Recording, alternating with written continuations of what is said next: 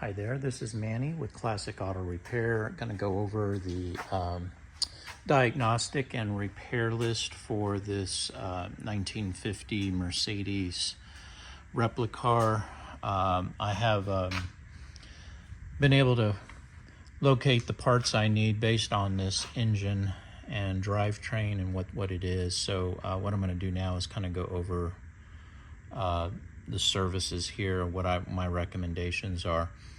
Kind of starting from the top of the list, and you'll have a copy of this list as well. Let me go ahead and get right here where I can see it. At the top of the section, you'll have all the parts that are recommended for the repairs, and then down below will be all the labor repairs listed, and then a total balance for parts and labor. All right, so kind of get started here. First thing we did was we performed the safety and vehicle inspection. The videos I record, and then I do a free written estimate. These videos are good for 1 year, and they'll be hosted on YouTube in a private link, so you can access them from your phone or computer, and you can review everything that I'm discussing today and just kind of follow along with that estimate. So that's what's included here. If you make any purchase, the $2.99 fee for the inspection is waived. So just buy something here and you'll not incur any costs. So the first item on the list is a transmission filter and fluid service at $285. That'll take care of getting the transmission back in good shape. Emergency brake is hanging too low. As I mentioned in the previous video that we looked at, you saw where that was hanging. I'll fabricate a retaining hook and get it up to where it needs to be at 142.50 plus any parts. And you'll see diagnostic labor only, which that basically means is it allows me to get started on the project for 0.8 hours, which is the 142.50. If I complete the process, if you approve this repair and I complete it in less time, then I reduce the diagnostic fee. If it takes more time and parts to make the repair, I will notate that in a revised estimate, and then you can approve those additional costs. But this 142.50 will be applied to the repair, and 100% of that will go towards the repairs. Conducted a safety inspection, basically going over all the systems to make sure we're in good shape, that you don't have any issues that could cause a problem for you. Brake lights are okay, park lights, license plate light, headlights, turn signals, horn, wipers, seat belts, mirrors, and stopping distance all show to be okay. The next page, the AC belt squeal when AC is on. I diagnosed this issue, and I kind of want to show you what I found. Unfortunately, the AC compressor hose is damaged, and this is your air conditioning compressor, and this is the belt. And the reason it's squealing, in my opinion, is because it's under extreme pressure loads. And when there's too much pressure, it makes the compressor harder for the motor to turn. And the first area that will give is the belt. It'll start to slip on the pulley here and cause that noise. I checked the tension of this belt, and it is proper. So if it's slipping, it's because there's undue pressure on the compressor itself. And what it does is it has two lines coming out of it, and it basically makes a big loop. And just like a water hose, Freon runs through this hose and into another part that cools the Freon. Well, the problem is right here. This hose, the way they designed it is someone's been resting their hand or pressure on this hose, and what it has done is up here, it has kinked the inlet of the condenser. That is completely pinched off. So it's reducing the flow of Freon that should normally have a tube this round.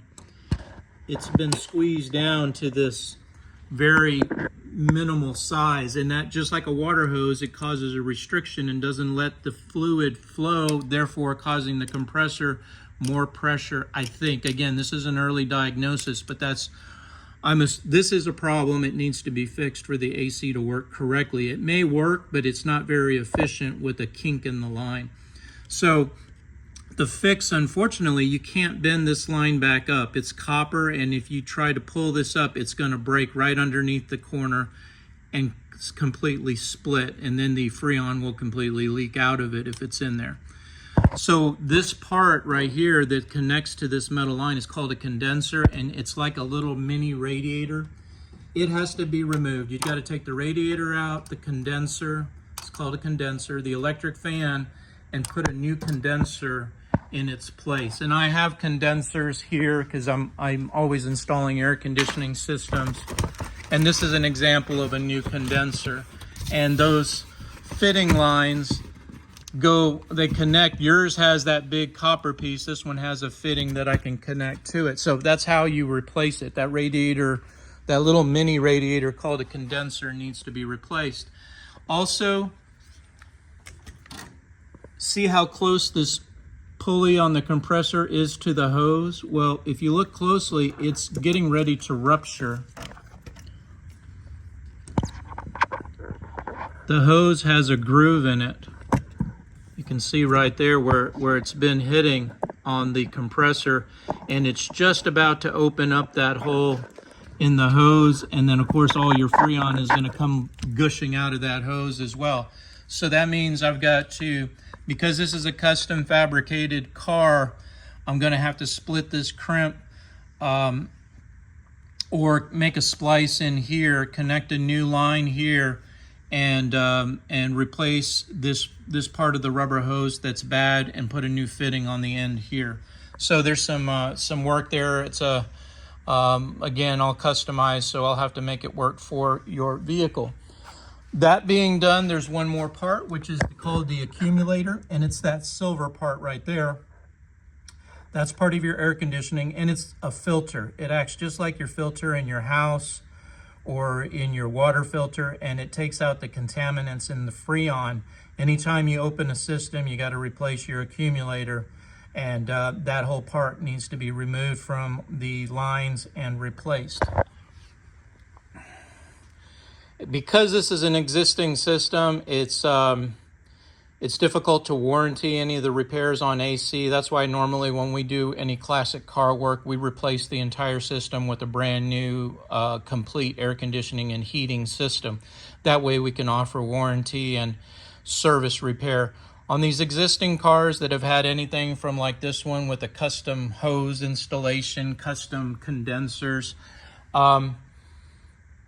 it's really difficult for our company to support the warranty. So in these kind of cases here, like if I did these repairs, doesn't necessarily mean that the AC is going to work and work correctly, because there's another 100 parts that are involved in this system.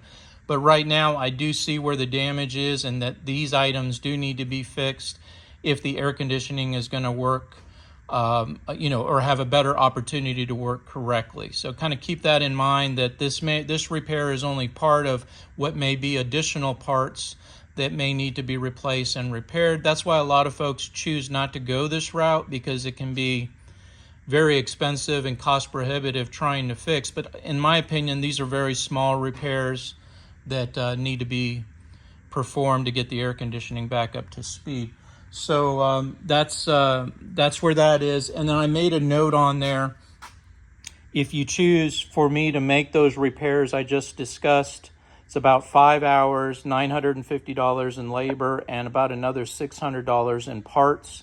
I did not include that on the invoice total, but I did make a note of it here under AC belt squeal so that you could look at it and follow along with the video. Next item is the glove box latch release, which is right here.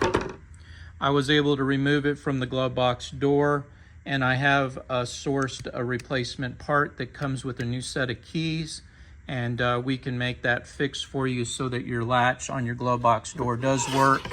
The labor is $95 plus the part, which you'll find on the parts page. Hesitation.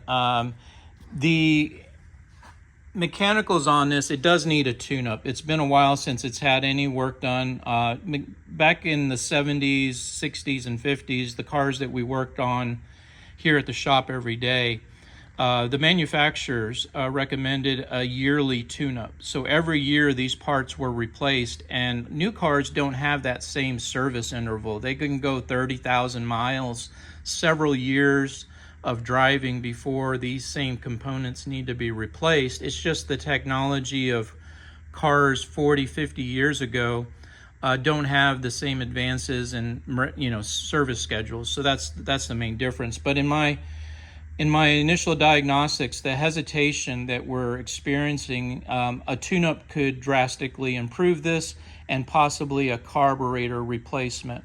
I did list the carburetor on here to replace, because it's a real common need on these cars. The fuel, the gasoline, sets in the carburetor for several weeks, months at a time, and it varnishes and plugs up the passageways. And rebuilding them is actually more expensive and not as reliable as replacing the entire carburetor with a new unit that has all the new parts on it. It gives you a better return on your investment, and of course I can provide you with all your original parts, so you'll always have them if you need them. So in this tune-up, what I'm going to recommend is replacing the spark plugs, gapping them to specs. The distributor cap and rotor need to be replaced. Let me show you that. That's this part right here that is, as you can see, is very worn. It's very dirty, and the contacts are corroded. So that's the top of the rotor right there. And then inside of the cap itself, you can see where the contact point, where the spark plug gets its power from, has been definitely corroded here. So definitely serviceable parts that need to be replaced every 12 to 18 months, and it's been much longer than that, I can see on these. I tested the vacuum advance, which is still showing holding vacuum, and what that does is it rotates the plate on the distributor, giving more power when you stomp on the gas. That needs to be checked and made sure that it's okay, and it is. So really, I'm just looking at the electronics right now that need to be replaced. All right, so then that's that, and the spark plug wires don't look terrible. I don't really need to go through the expense. Maybe on your next tune-up, we can replace the spark plug wires, but at this point, there's no need for it that I can see. All right, so that is those parts. Then we have the fuel filters, PCV valve, breather element. The breather element is this oily thing right here. It's all full of oil, and it ventilates the crankshaft, the motor crank, and the crankcase, excuse me. And those vapors need to be filtered, and you can tell how dirty that is. And I'd go ahead and put on a new air cleaner too, because it does show a lot of dirt and grime inside of it as well. So I have those items listed as being serviced. Let's see. I'll be adjusting the base idle timing and making sure that the choke is working correctly on the carburetor. If I do see that the carburetor is not being responsive to my adjustments, that may be where we'll have to add this 2.5 hours to replace the carburetor. And then on the other side, I have listed the two-barrel carburetor right here at $378.21 for that part. Again, not necessary until I have done all of my tuning, and if I can't get that hesitation out, 99% of the time it's the carburetor, and I'll have to get it replaced as well. So those are the items. We have the totals here. Obviously, this is flexible based on what you approve and what you want us to tackle on this visit. But again, we went through, took a bunch of notes. I went over the entire vehicle top to bottom, and these are the items that I think need attention at this point. And whether you choose to do them now, later, or have someone else do it, it's good to have a video like this that kind of shows you what we have found on the vehicle that needs some kind of technician or some type of repair completed on it. Also, I didn't fail to mention, but the brake fluid condition is old. You cannot see through it. So my recommendation here will be to flush this out and add new brake fluid so that you're not losing the performance of your brakes there. That is about all my stickers and my notes that I have on here. I think that pretty much covers it. The cooling system seems to be in pretty good shape. I don't have any problems with the charging system, the battery, or things like that at this time. But again, this is an ongoing project, and you know, the best thing to do is keep driving it, make notes, and let me know if you got anything else that pops up. And of course, I can try to assist you with that. This is Manny with Classic Auto Repair. Hope you enjoyed watching this video. Have a great day.